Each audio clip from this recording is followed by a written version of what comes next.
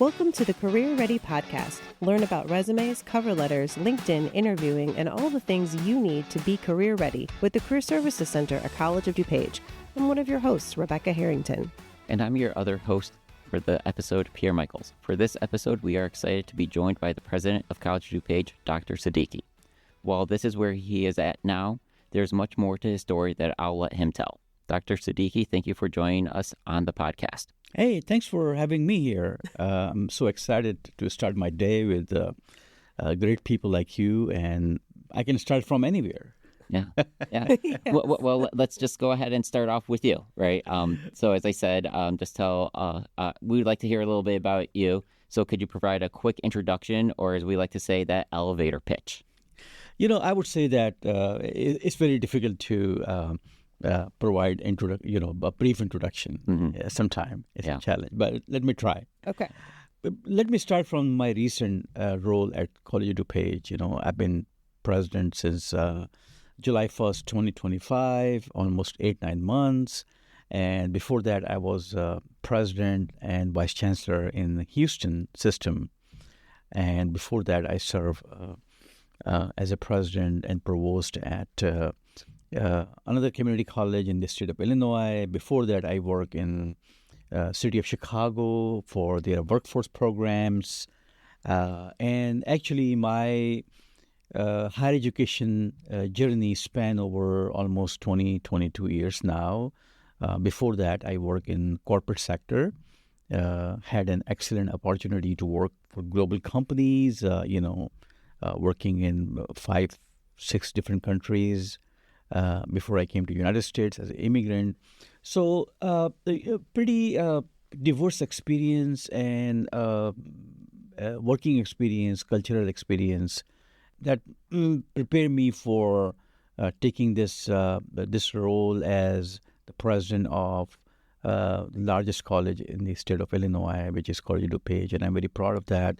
In addition to my introduction, my another introduction is I was a student at College of DuPage, and actually College of DuPage rescued me to secure a job because the job was based on certain skills that I did not have, so I came COD. It's a perfect example of a community college role in preparing people who need reskilling, retooling, and prepare them for skills that they may not have, but the job requirements call for those skills. Finally, I would say that out of 3 children, 2 attended College of DuPage, and they are very successful in their career, and they attribute their success to College of DuPage. So a lot of personal ties with College of DuPage, a lot of emotionalities involved, and I am so excited to be here and feel proud that I'm part of this great community. Awesome. Thank you. It's really great to hear your story and your background with COD, but also, of course, your background with business, as well as working for all these different colleges all over the country.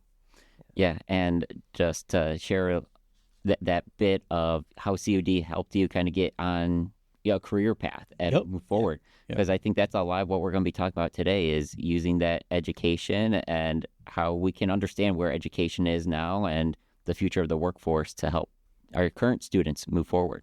Yeah. And this is also a pertinent discussion to the whole notion of lifelong learning, right? Learning does not stop when you complete your associate degree or bachelor's degree or master or even PhD, right? It's a continuous process. So this is another example. I shared my experience, another example of the significance of lifelong learning in one's career progression. Yeah, absolutely. And I think that people don't often think of community college and they think of community college students as all kind of 18 years old and, with the background, which we do have that. But obviously, we know all of our students out there can be kind of all different ages and different places. But I think all of them share some questions and concerns about the future of the world of work, right? That everyone has read about AI and, kind of all of the changes that are happening. And we actually just had STEM Connect happening on campus yesterday, where we learned about quantum computing and all of these amazing changes coming. So we were so happy to have you here to talk about your perspective. So here's our first question for you. From your perspective as a college president, how do you see the world of work changing in the next decade? Just kind of a general, ideas of trends. So, I think we are in the middle of tremendous disruption in our economy caused by redistribution of workflow in the organizations who hire our students, am right? The integration of technology, especially artificial intelligence, robotics, three-dimension virtual environment we call meta, virtual augmented reality, and also there are several technologies. These are some prominent top of my head. And also, they're not changing only how we work in organizations, they also change our habits of life, right?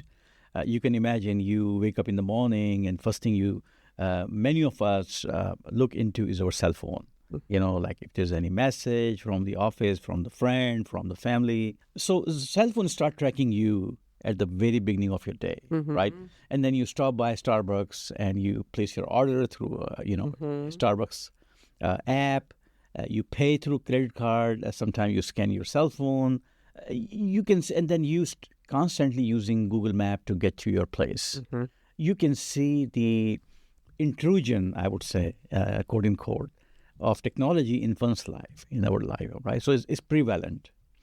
Of course, this is not limited to our personal life. The organizations are using these kind of technologies to improve their bottom line, efficiency, productivity, shorten product development time, and in a cutthroat competition, how can we satisfy our customers in a more faster, better service delivery? Technology is one of the ways to do that. I think from the perspective of students and perspective of preparing for the future, that part of your question was. Yeah. We need to distinguish between employment, which is like landing your first job, and employability. Am I right? So employability is the ability to reinvent yourself. So we need to make a difference. This difference is more stark now than it used to be 20, 25, 50, 100 years ago. Am I right? Because of all the technologies I just mentioned.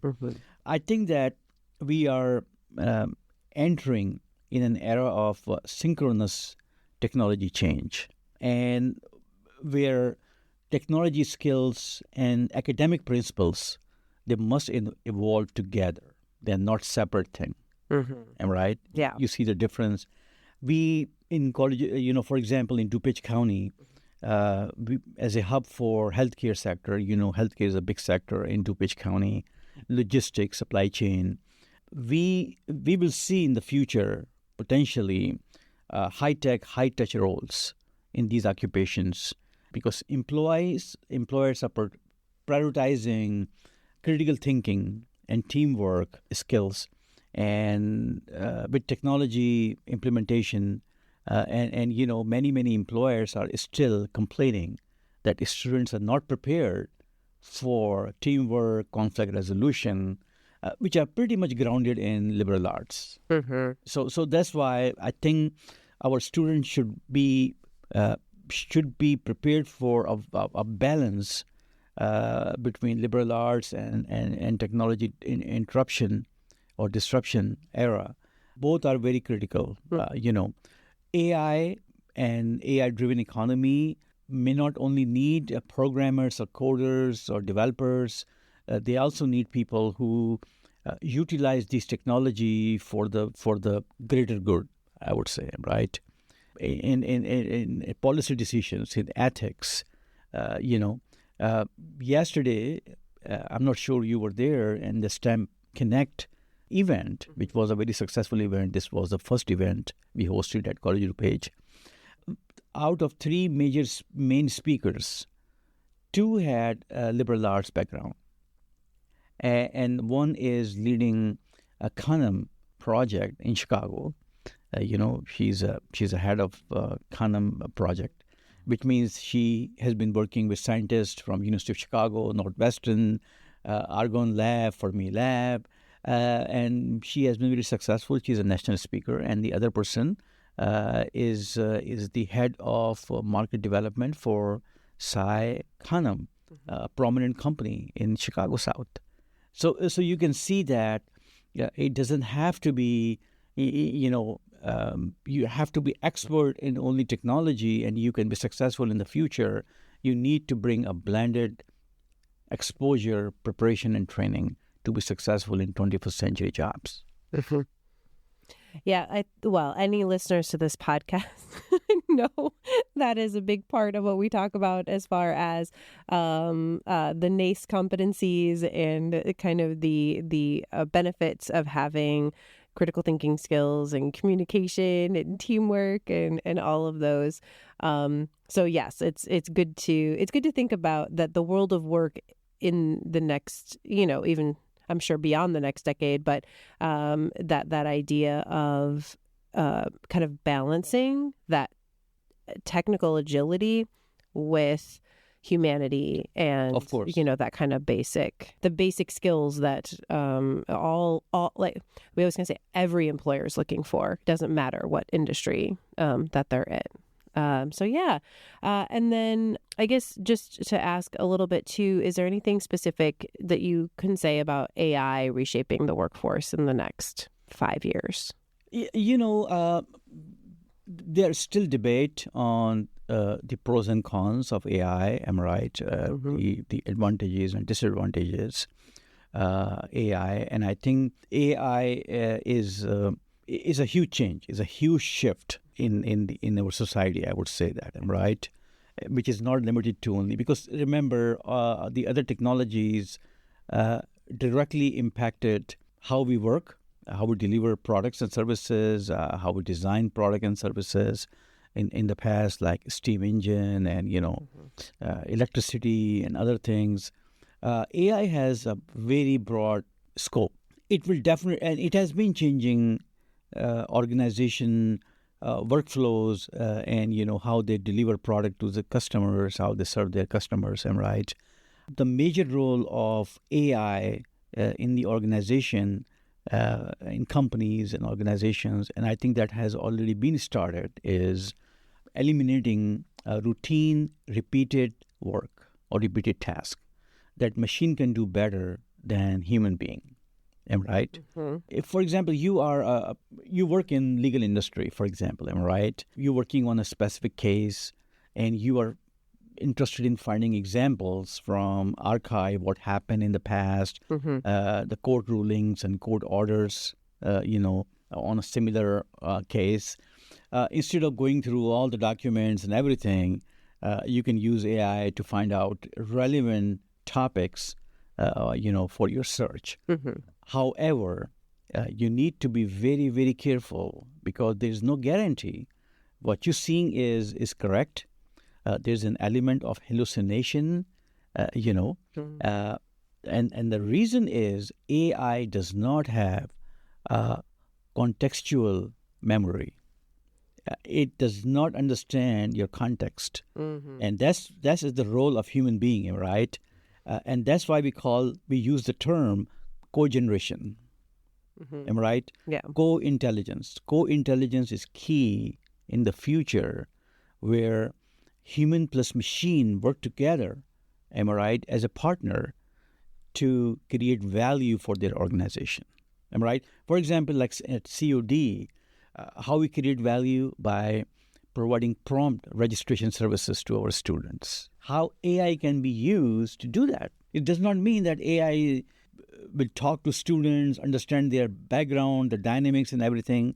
It means it would help our team members in registration and admission to expedite service delivery. Yeah. That's the whole notion. So I would say that the future is co-intelligence, future is co-generation, AI cannot do, all this kind of work without human interaction. It will lead to many, many, many problems if we leave these kind of things, especially human touch thing, on machines only. So that's a major concern for many, many people like me. Mm-hmm. Yeah, I know I was recently read something about, some companies that have maybe gone a little too quickly to just AI and, not having staff, that they've had some issues with that. And I know for myself, I just used AI to help me create a presentation. Now, obviously, I still need to look at it and verify it, but it saves so much time. So I love hearing that idea of co-working with technology. Yeah, and you may have just hit on this as you were talking about where you see AI going, but we still know there's a lot of students that are just anxious about automation and job replacement. And I think it's healthy to approach it from that perspective of we won't be replaced if we know how to utilize it. So with that in mind, what advice would you give to students as they think of the future and that fear of automation taking away opportunities? Like other technologies, if you pull the number, the job number for that information technology brought in last decades, because when internet was entering into the market, there were some concerns that it would take away a lot of jobs and everything. It did not happen. Right? There's always, our economy is very resilient, very vibrant. We are blessed. It's a big economy. It knows how to redistribute different resources, roles, responsibilities in the organization. I think some of the fear about AI is ungrounded. It's hard to validate those fears. Am I right? You can see that with the investment, billions of dollars of investment in AI by companies, we are still not seeing the productivity gain, as anticipated. It may occur, I do not know, in 2, 3, 4, 5 years. I do not know. I'm talking about today, in April 2026. So I think for students, the most important thing is consider or set up the mindset that the education at College of DuPage is not a terminal education. Am I right? It's a lifelong journey. This is the demand of 21st century economy, a labor market. Am I right? Make sure they are well versed with these technologies. I'm not saying that they need to have expertise, but a good sense of what's going on in this area is beneficial, so they may not be left out when time comes for applying for jobs and stuff like that. Yeah. There are huge demand for skills like, as I said before during the early part of this podcast, conflict resolution, teamwork, problem solving, literacy, numeric literacy. Am I right? And there are opportunities for all students from all discipline. Am I right? It's just a matter of your interest in developing multidisciplinary perspective in your career. No, I think that helps. And, earlier Rebecca mentioned the NACE competencies. Our regular listeners know we like to talk about this a lot, but the idea of AI and, the term that we use is technology agile, right? You don't need to know how to use everything, but being able to understand what you can and then adjust to what is being presented to you really helps take advantage of those opportunities and those technologies. So then it could be more of a collaborative co-working thing with that technology. So then you're not replaced by the automation. No. You're really working with it. That's very correct. I think that's a very accurate description. Don't think about it's going to replace you. Think about how can we use it to enhance our own value, how we work, how we create products, how we deliver services, how we solve a problem. Am I right? Mm-hmm. So I do not think that we should worry about, or our students should worry about this movement movement means AI disruption and integration in workflows, but they should be prepared for it. Yeah. Yeah. And I like too you've mentioned it a few times of lifelong learning, that we're at a place where you shouldn't assume when you finish a program that that's it for you. You know, that the technology agile means, just know you're going to have to keep taking classes, and you're going to need to, whether that's at a community college or, through your employer, whatever it is, but that there's going to always be more education. And if you're the person who keeps up with that education, that's for the best. So I'm going to move on.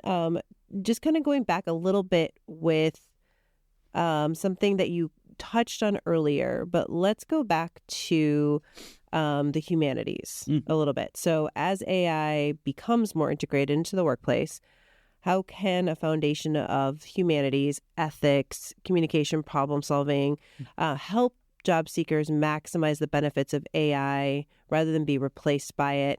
And I maybe adding to that too, just kind of the importance of that care, that element of humanity that we're putting into using these technologies, and why that's important for our students and how it's going to help them be more resilient. So, when we hear about the term AI, it comes to our mind that AI is all about programming, and you are on computer and you are coding, and you're designing systems, architecture, stuff like that. It's a general purpose technology. It's like internet. It would be internet of the future, right? I would say that. I would like to say that I really want our students to be, there's a famous skill structure in the literature of higher education, which is gaining popularity, at different conversation and dialogue at National Research Center and Harvard and MIT conversation on workforce displacement, and which is T-shaped professional. So T-shaped professional is, like letter T. So the vertical bar in T, the vertical bar is your technical mastery, the skills, your technical skills. And the horizontal bar is your liberal arts and arts-driven breadth. You know what I'm saying? Yeah. So think about a T-shape sort of structure. Actually, we are moving away from either or stigma of vocational versus academic. So by intentionally embedding student engagement on the both sides through multidisciplinary conversation, we can achieve the goal of T-shaped professionals. Liberal arts provide durable skills, and durable skills stay with you forever. Your technical education provides you opportunities to solve immediate problems. So there's a difference between the two. But if you blend two, that would be a meaningful, purposeful education. Big companies, medium-sized companies, they are hiring people who have background in ethics, for example, because AI brings tremendous ethical challenges, right? Such as bias, discrimination, hallucination, and other kind of issues that challenges our ethical principle of our society, right? They are hiring people with ethical background as they're specialists, atheists. One of the key elements for businesses right now or companies is to ensure a user or customer centeredness. Am I right? Like user interface, technical term. Sure. And it is not technical.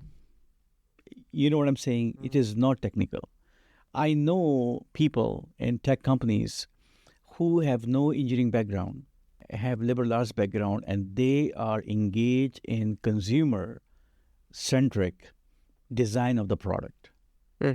So I think everybody has opportunities to grow in this economy. I'm not worried about students with technical or vocational or liberal arts background. It's just a matter of how you prepare yourself for this kind of change.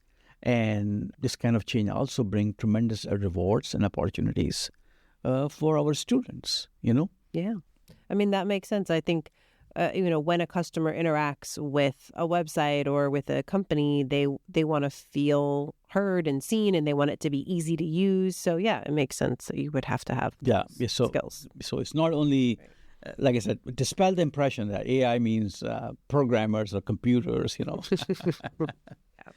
So really just building off of that, right? Because you talked a lot about the combination of the liberal arts and those technical fields, how that plays out on the job and the value of that, in the workforce. But when we're talking about developing these durable skills through the liberal arts, or I like to call it the KSAs, the liberal arts are the knowledge for all opportunities. Yep, right? Yep. So we have those KSAs, and then we have the CTEs, the career technical education. Yeah. Right. So really trying to find a balance for that as we're moving forward. So what advice or thoughts would you have for our students, for job seekers, to potentially combine these as they move forward? How can they actually be doing it so they're preparing for this job market that you've been talking about? So, one of the things that we are hearing, we are learning from research, from practices in higher education is and also tremendous number of employers surveys, what they're looking for, in new graduates. I think one of the things is they are looking for is graduate or candidates should have a learning mindset, willing to learn, which is a growth mindset, I would say, right? And it's like perpetual learner notion. They are also employers are looking for skills, capabilities. So, of course, your degree is very important that you bring in, but demonstrate what skills. And again, when I use the word skill, it does not limit to technical skill, right? Absolutely. I already explained that. Yeah. What skill you bring to the table, that's they're looking for, right? So, your degree is a floor. It's not the ceiling. Oh, I like that. Yeah. So make sure you have visible capabilities and skills that you can demonstrate to your future employers when you apply for a job. And I always encourage my students that there are so many certification credentials for all disciplines, right? It's not limited to Microsoft or others.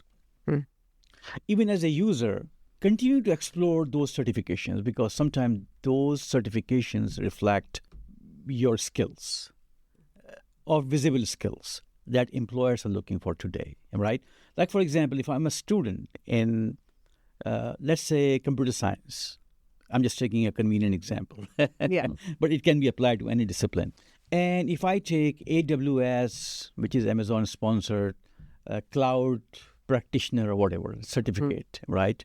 When I apply for a job, this certificate or certification or badge, digital badge, shows employers that I have read the body of knowledge of this exam I passed, and I have the minimum qualification to start this role. Am I right? Yeah. Of course, your degree is very important, but they have to go through the course list and everything, right? Sometimes they are looking for solving a given problem, immediate problem. Remember, businesses are different than higher education. Sure. Right? In terms of their intent. Yeah. We work for mission, they work for profit. So increase your visibility of your skills and capabilities in multiple ways. Engage yourself in extracurricular activities, in civic engagement, I would say that. And we are working on a big project at College of DuPage. It's forthcoming in fall semester.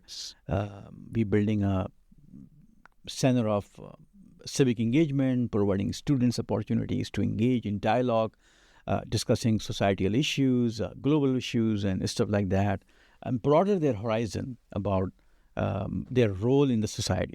I would say that my advice would be to keep an eye on your skill sets, your capability, competency sets, because these are certain things that employers are desperately looking for, and they have been expressing through surveys and research across the board. I mean, when I talk to employers about, what are you looking for when you're hiring an intern, they always will tell me students that are involved. They don't they don't expect that you have all of the technical education yet, but they don't even care if it's a social club or anything like that. They just want students that are doing more than the minimum. Yeah. Right. And that's what tells them that have that growth mindset, I think. Yeah. And, in Houston, we hosted a large-scale employer seminar sort of thing. And we brought people from manufacturing and, supply chain, IT, transportation, logistics, all kind of industry in the Houston area, which is, very big area. And we asked them, what kind of skills you are looking for in our graduates. Desirable skills. Some of us had an impression that they would say, they need to have programming skills, right? They can fabricate a metal part with precision of 0.002 tolerance, something like that, am I right? Right. To our surprise, they categorically express that they would prefer students with problem-solving skills. They can work in a team. They can work in different cultural environment, intercultural environment, because they have people from different background, right? They can work with those people. They have a desire or motivation to learn, and we will take care of rest. That's what they said. Yeah. So that is an eye-opening phenomena for many of us in the room that, I think we may not be on the right track. So that's why I always emphasize that student, when they leave College of DuPage, they are not only a technician, they are a well-rounded person. Because we prepare students for occupation, but we also prepare for life. Yeah, no, that makes a lot of sense, because when we think of those technical abilities that we're learning in the classroom, right, not to discount it, right, very valuable, but when you go on the job, going back to that idea of technology agile, you're probably applying it in a different way on the job. Yep. So they're prepared to teach and train in those areas, but they can't train someone how to communicate, how to solve a problem, right? You have to come in with that skill set. So to be able to develop that as a student, be involved in these activities, to start showing that demonstration, to create that visibility, as you said, I think is extremely important for any person entering the job search process to really be set to demonstrate those abilities. But I want to return real quickly to something you said. The degree is the floor, right? I think that is really profound, because a lot of times we have people come to us, either, students planning out their future or like returning, and they're like, I can't pursue that path because I don't have that degree in that, right? But the degree is the floor, right? That's just a potential entry point, but there's so many other things you could be demonstrating to where that degree is still valuable, but that's not the end-all be-all to determine you being qualified for an opportunity. That's very correct, and that's the notion of lifelong learning, right? Because of the change in our external environment, right? There's so many changes. You cannot keep pace of if you are not eager to learn what's going on. So I think that's the whole thing. Yeah. Absolutely. Well, thank you so much for being here. I just have one last question, which is any last one piece of advice that you would give to students today to make sure that they remain career ready over the next decade? I would say that, be consistent, complete your program, right? Do not leave without completing your program. That's very important, right? Yes. Complete your program on a timely basis. I understand many students are part-time students. They have multiple responsibilities, and we at CUD fully acknowledge that many students have some struggle with multiple jobs and taking care of their parents, taking care of their children. So sometimes it's very, very difficult to complete program on time, but complete the program. I would say that do not leave program without completion, because if you have a credential in your hand from College of DuPage, the likelihood of getting in or placing into a better job is pretty high. If you spend your year and a half here and finish your 15 hours or 25 hours or 30 hours, but have no credential, I'm not sure how it will help you. So I would say that be consistent and utilize resources that we offer at College of DuPage. This is the best college in the state and one of the best colleges in the nation. I would say that we have all type of resources here. We are trying our best to communicate those resources to our students. We're not done yet with our struggle, but in coming months you will see more and more better and clear message about those resources. We are building resources. We have career services like Rebecca and Michael. You represent those areas. We have food security, insecurity. We have shelter services. We have so many services here. Am I right? Yeah. Take advantage of those services. We want you to be successful. Whatever it takes. Yeah, we are here to help. Just ask anyone, and if you don't know where to go, we will help you find where you need to go. Absolutely. Well, thank you so much for being here. Thanks for having me. Yeah, thank you very much. This has been great. So thanks to all of our listeners, and again, special thanks to Dr. Siddiqi for joining us on the podcast. We did not have a listener question in today's episode, but if you have a question for us that you want to hear answered in a future episode, you can submit it to careerpodcast@cod.edu. We hope you join us for our next episode for more information to help you be career ready.